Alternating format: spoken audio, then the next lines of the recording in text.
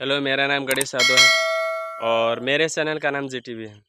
तो आइए आज आप सभी को मैं रामायण के एपिसोड 36 से ये 3 बातें अवश्य सीखने चाहिए, जिसके बारे में बताने जा रहा हूँ। तो नंबर 1 पे हमें ये सीखना चाहिए कि यदि हमें किसी से मित्रता करना है तो हमें भगवान राम और सुग्रीव जैसे ही मित्रता करना चाहिए। जिस प्रकार उन्होंने जब मित्रता किया तो सबसे पहले भगवान राम ने बोल दिए कि यदि आपको हमसे मित्रता करना है तो हमें निस्वार्थ भाव से एक दूसरे से मित्रता करना चाहिए और ना कि हमें एक दूसरे की योजना के लिए मित्रता करना चाहिए।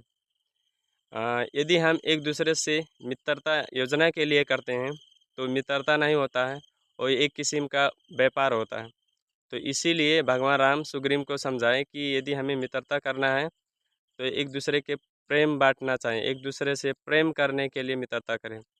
और इसके साथ साथ हमें रामायण के एपिसोड 36 से ये दूसरी बातें क्या सीखनी चाहिए कि जिस प्रकार बाली ने सुग्रीव को छोटा समझ के, कमज़ोर समझ के गलती किया, तभी जाके बाली का पराजय हुआ।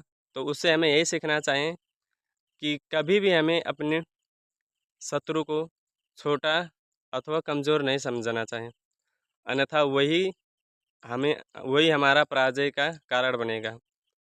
तो इसीलिए हमें अपने शत्रु से सदा सतर्क रहना चाहिए और उनकी सारी जानकारियाँ एक एकत्रित करना चाहिए, ताकि जाके हमें शत्रु के बारे में पता चले और फिर उसी मौका पाके हमें उस पे आक्रमण कर देना चाहिए। जिस प्रकार सुग्रीव ने बाली की सारी चीज़ें जान के उसके बाद में उन पे आक्रमण किया, फिर भगवान राम के माध्यम से सुग्रीव विजय प्राप्त किए।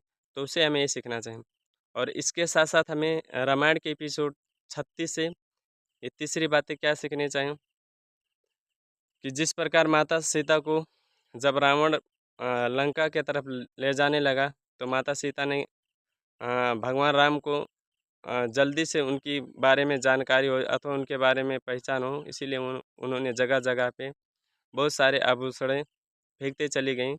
तो उससे हमें ये सीखना चाहिए कि यदि कोई व्यक्ति कहीं फंस रहा है, कहीं समस्या में पड़ रहा है, तो उसे अपने पहचान अथवा उसे ऐसे सबूत रखना चाहिए कि जिसके चलते उसे जल्दी ही उसके बारे में लोग पहचान सके उसे। तो यदि वीडियो आपको अच्छा लगे तो लाइक सब्सक्राइब ज़रूर कीजिएगा।